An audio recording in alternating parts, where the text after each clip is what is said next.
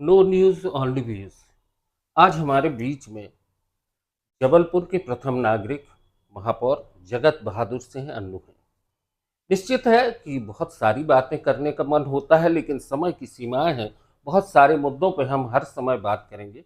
पहले हम आपको बता दें कि नो न्यूज़ ओनली व्यूज़ पर एक राहुल विश्वकर्मा है।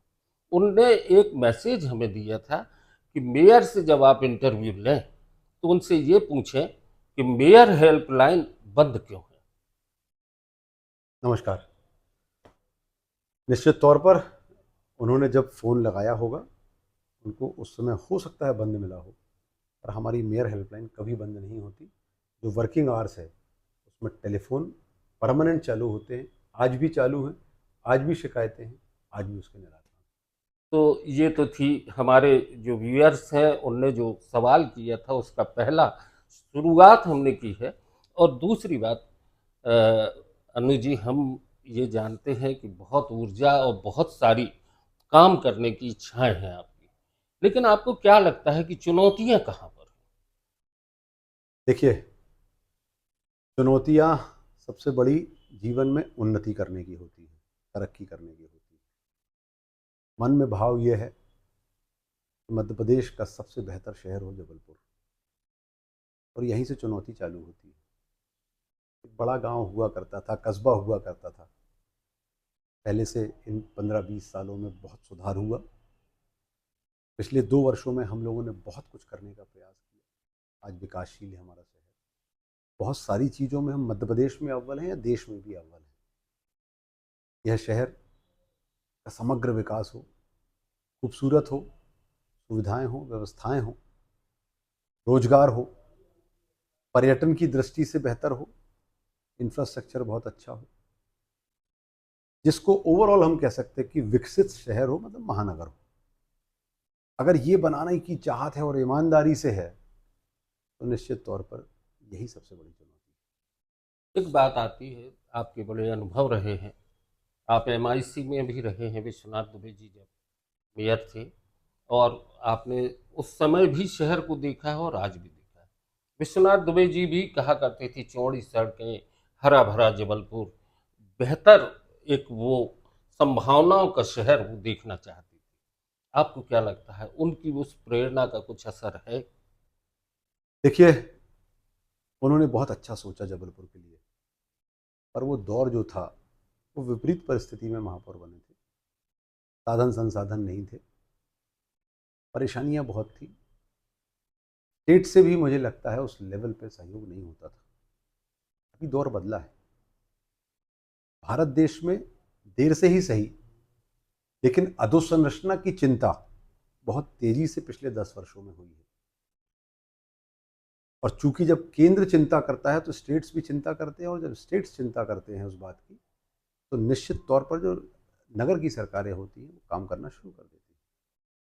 जब केंद्र से हमको अरबों खरबों रुपए की राशि शहर में काम करने के लिए मिलती है, तो निश्चित तौर पर हम लोग अपने आप को भी आत्मनिर्भर बनाने की कोशिश करते हैं और मिला जुला कर अपने शहर को बेहतर करने की कोशिश करते हैं। भावनाएं उस दौर में भी बहुत अच्छी रही होंगी, भावनाएं आज बहुत अच्छी हैं। समर्पण बहुत बड़ा है शहर के प्रति, देश के प्रति। साधन संसाधन का अंतर है, उस दौर में और आज के दौर में बहुत अंतर आया है, और बहुत अंतर आगे भी आएगा, ये बात भी बिल्कुल तय है। बहुत खूबसूरत है ये शहर, पहाड़ियाँ हैं, यहाँ नर्मदा का आंचल है। आपने अभी नर्मदा में जो नाले मिलने वाले थे उनका ट्रीटमेंट प्लांट लगाया है, और बेहतर संभावनाओं के साथ नर्मदा की जलधार में एक बेहतर प्रवाह, एक पवित्र प्रवाह की दिशा में आपने जो काम किया है, उस पर कितना खर्च हो चुका है? देखिए, मैं हर समय कहता हूँ, हमको जो कुछ भी मिलता है सरकारों से, हम उसके बदले में उसको टैक्स देते हैं। पर प्रकृति ने हमको बहुत कुछ दिया और हम कुछ नहीं देते, क्योंकि वो हमारे ऊपर रेड नहीं मारते हैं, हमसे छीन कर टैक्स नहीं लेते हैं, इसलिए हम नहीं देते। हमको खुद से देना चाहिए, क्योंकि उनकी मार हमको दिखती नहीं है। निश्चित तौर पर टैक्स के रूप में हमें वृक्षारोपण भी करना चाहिए। प्रकृति का संवर्धन संरक्षण अत्यंत आवश्यक है, और जबलपुर शहर में मां नर्मदा का संरक्षण संवर्धन, पौधारोपण, जल का संरक्षण वाटर हार्वेस्टिंग और अन्य माध्यमों से ये करना नितांत आवश्यक है। माँ नर्मदा में 7 बड़े नाले मिलते हैं। जब मैं महापौर बना 1 घंटे के अंदर मैंने इस बात की घोषणा की थी कि आने वाले वर्षों में माँ नर्मदा में साफ पानी जाएगा, हम लोग एसटीपी प्लांट लगाएंगे। 2 वर्ष के अंदर यह काम पूर्ण हुआ। हम लोगों ने 17 करोड़ की राशि की डीपीआर बनाई। जब हम लोगों ने काम चालू किया तो एक बड़ा एसटीपी प्लांट हम लोगों का जो लग रहा है 35 करोड़ रुपए का, उसमें 2 नाले हम लोगों ने ले जाके मिला दिए, जिससे हमारे 5 करोड़ की राशि की बचत हुई। पर आज 12 करोड़ की राशि से हम लोग ये कहने की स्थिति में आ गए कि अब माँ नर्मदा में सिर्फ स्वच्छ और साफ जल मिलता है, गंदे नालों का पानी मिलना बंद हो गया है। यह मेरे जीवन की सबसे बड़ी उपलब्धि मैं मानता हूँ। आगे बहुत सारे काम करूँगा, पीछे बहुत सारे काम करने का मुझे अवसर मिला, सौभाग्य मिला, लेकिन माँ नर्मदा को स्वच्छ और साफ रखने का जो मैंने अपने मन में ठाना था, जो ये पूरा शहर सपना देखता था, संस्कार धानीवासी सपना देखते थे, तो सबका सपना पूर्ण हुआ है। और ये मात्र 12 करोड़ की राशि में, और जो प्लांट में मिलता है 2 नाले, बड़े नाले जो मिलते हैं, उसके 5 करोड़ की राशि और जोड़ लेते हैं, तो 17 करोड़ रुपए की लगभग राशि से यह काम हो गया है। और आगे के लिए भी हम लोगों ने 10 करोड़ की एक डीपीआर बना ली है कि छोटे छोटे घर, छोटी छोटी नालियां जो आगे आने वाले समय में माँ नर्मदा में मिलेंगी, उसकी डीपीआर बना के अभी से भविष्य की व्यवस्था करके हम लोगों ने स्वीकृति के लिए आगे बढ़ा दिया है। दोस्तों, एक बहुत सुंदर जबलपुर, एक बेहतर जबलपुर की कल्पना जगत बहादुर सिंह अन्नू के पूरे मस्तिष्क में, दिल दिमाग में काम करती है। हमारी बहुत सारी बातें होती रही हैं, आगे भी होती रहेंगी। हम एक और आखिरी बात है जो थोड़ी सा आपको लगेगा कि क्या बात है, ये क्यों पूछी जा रही है।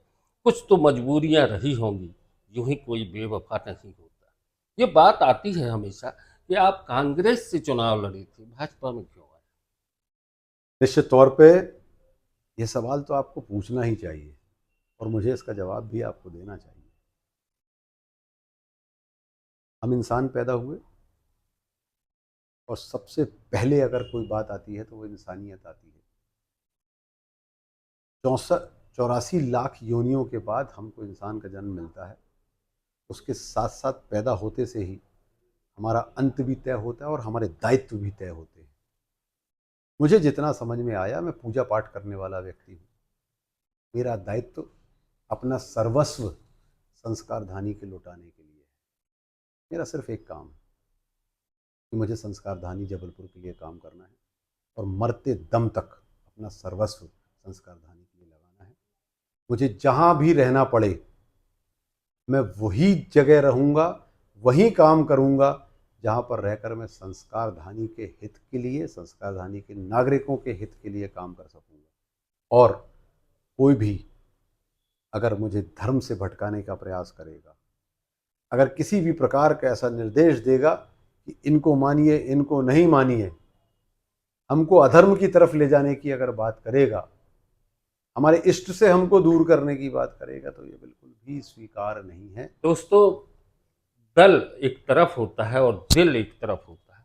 जिसका दिल अपने शहर के लिए धड़कता है, वो दिल की बात कहता है। दल और ये सारी चीज़ें राजनीतिक अलग हो जाती हैं।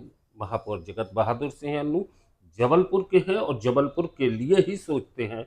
इसके आगे हम आपसे हमेशा बात करते रहेंगे। बहुत मुद्दे हैं जिन पर बात करना है और हमें उम्मीद है कि हमारे दर्शकों को आप निराश नहीं करेंगे। No news only views. हम चाहेंगे दर्शकों, आप हमारे चैनल को लाइक करें, सब्सक्राइब करें और शेयर करें। धन्यवाद। नमस्कार।